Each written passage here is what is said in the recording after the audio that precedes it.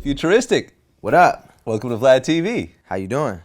Doing your thing out here, I see. Yeah, man, trying. Yo, that one video, the greatest, is at like almost 20 million views right now? Yeah. Through the roof. It just keeps going, too. Yeah. Every day, it's like, bam. Yeah, no joke. Getting 20 million on YouTube is quite a feat. Yeah. Congratulations. Thank you, appreciate Absolutely. it.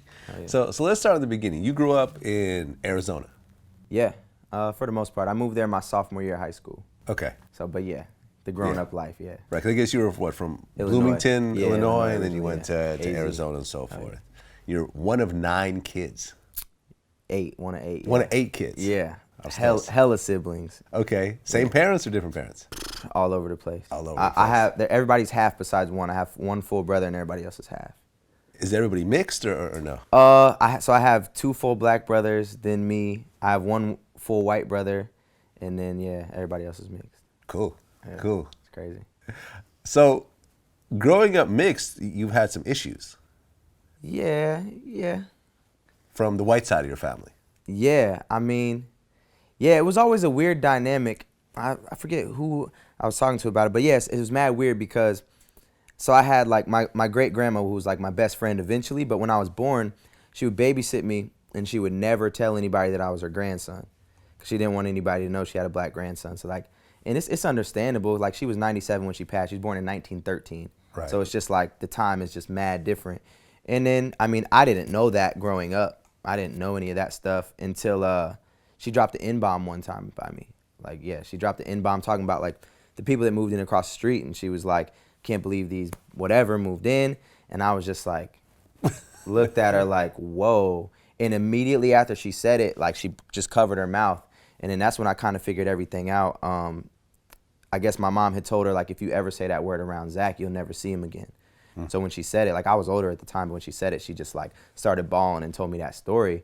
And then I kind of just, learned everything else as I went on. So yeah. Well, originally when your mom got married to your dad, certain white relatives wouldn't even show up to the wedding. Yeah. I mean, I don't remember it. I was born. I was like 4, but yeah, I guess my uncles and them, they kind of like just came, ate and dipped. Like they weren't really supportive of it. And I think it was a combination of the two of I think the race thing, I guess, and then just the fact that I don't think they really vibed with him like that. Yeah. Whether it was race or not, Well, I'm not sure if this is your grandmother or your great-grandmother, but I think at one point, this was in an interview, I guess, where she told you there's black people and then there's N-words. Yeah. Black people are like you're black, you're just like me. Yeah. Which is, I'm trying to even figure out what that even means. Yeah, like, so that was in the same conversation. So that was when she covered her mouth. That was my great grandma. So she covered her mouth and she was like, she told me the story and then she's like, look, like the way I see it is like this, and just broke it down and was like basically saying that ghetto people or, people that acted a certain way, dressed a certain way, looked a certain way, that's what that was. Ignorant. Like it's ignorant, whatever, so that's what she said was the N-word. And then she's like, then there's you who's just like me, and it sounds crazy, but like I've heard that from multiple people. Like I've heard that from her. And then I dated a white girl, and her grandma, the first thing, like I had a conversation with her grandma, and she basically said the same thing. She was like, you're not like the rest of them. It's like the best, worst compliment you could ever get. It's like, right. I like you, but at the same time, you're literally racist as shit. So it's super weird, yeah. Well, I mean, when I look at you, I wouldn't necessarily think you're mixed black and white. Yeah, I get all types maybe of different Brazilian. shit. Yeah, I get Puerto Dominican, Rican, Brazilian, Dominican, Indian, all types Indian, of shit. right. Yeah, I could sort of see that also. Yeah. So like growing up, did you identify as black? Did you identify as mixed?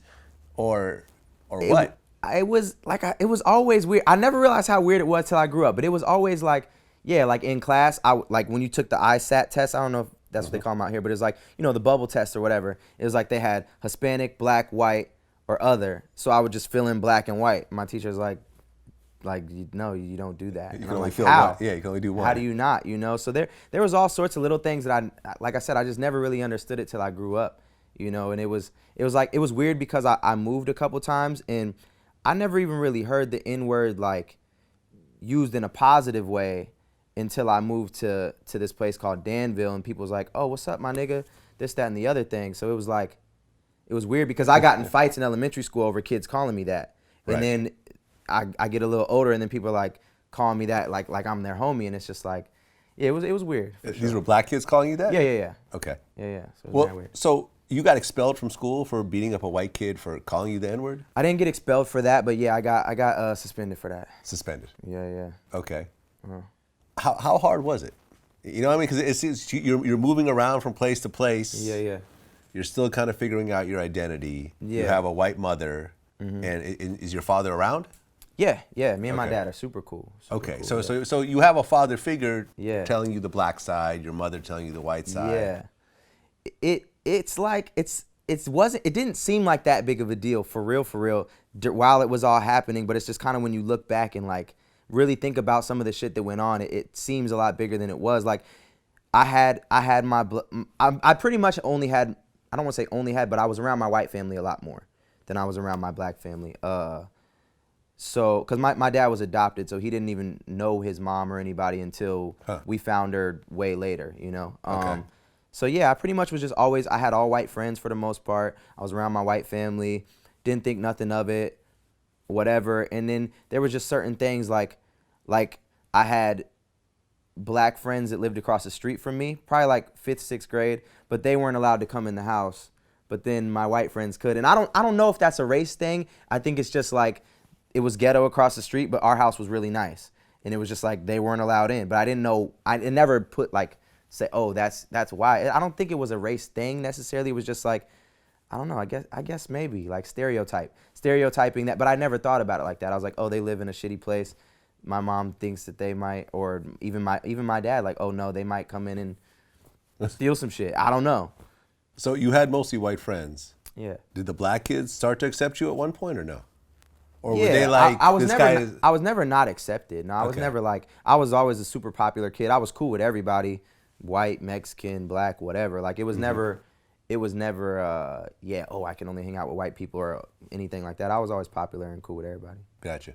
Yeah. Now, at one point you started gambling. Oh yeah, always. And you made enough gambling to help your mom with the bills? We just, I don't want to say super. I gave my mom money a lot, and it wasn't all just gambling. It was like, but I did everything I did was for money. Like I went to the courts and played basketball. We bet on it. We shot dice in the hallway. We bet on it. Okay. So it was like, literally I would take my birthday money and like bet it, make more money, and you know we went through a little tough time. My mom would ask me for money, and I always had it.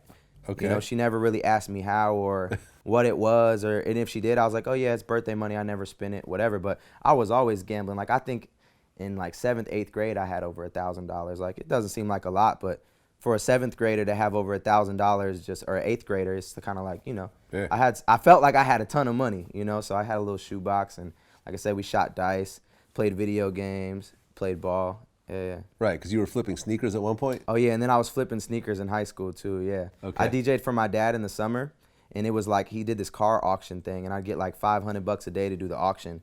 I did it for like 2 weeks. It was like crazy. And so I took all that money when I got back to Arizona, and I just flipped it, bought a hell of shoes, and then I'd sell the shoes, sell the clothes, iPods, everything. Yeah. And Pokemon cards. Yeah, Pokemon, too. I was real big in Pokemon. I had every Pokemon card up to the fossil collection. Okay. Like, you might not know, but that's a lot. It's a shit ton of Pokemon. So yeah, I was big into Pokemons and Beanie Babies, all sorts of shit. So I guess at one point you had a Pokemon collection worth $15,000? It was worth hella bread, yeah. It was worth hella bread. What is it? I mean, listen, I'm not into Pokemon cards. Right. Let me just say that flat out. But what does a $15,000 Pokemon card collection look like? It's like I said, it's literally every card. I had every card all the way up to the Fossil series. So like it's like anything else. Like I would get cards, and then like if I had duplicates of some, like, you know, I'd trade, and I'd always like bargain with kids, and I would make sure I got every card. So I had every card. I had like the holograms that were worth like $250, like limited edition stuff. And you know, after I looked it up as I got older, it was just like, wow, this is worth a lot of money, super hella money. What'd you do with it? There was, There was a lot of shit that happened. I came home one day and my mom was having a garage sale actually, and she was just selling them. And she had no clue what they were worth, didn't know what they were. She was selling my sports cards, my Pokemon cards. I guess it wasn't her, it was her roommate or like this girl that she was cool with. They was helping them with the garage sale, and she was like, oh yeah, whatever, was selling the Pokemon cards, selling my sports cards. I was so mad. So like, she was like selling like for like $1, like for $200 cards and stuff like that. Yep. So it got wiped out like Pretty that. much got wiped out. Yeah. How mad were you? I was heated. For sure. And I didn't know. I knew my collection was worth a lot, but I didn't know how much at that point in time. So yeah, but I was mad because I was like, wait, what? Because I remember I paid like I want to say $200 for this Blastoise card, and then I remember like that was the card that I saw like when someone left, and it was like she sold it for like $5 or $10 or some shit. I was like, oh my gosh, heated.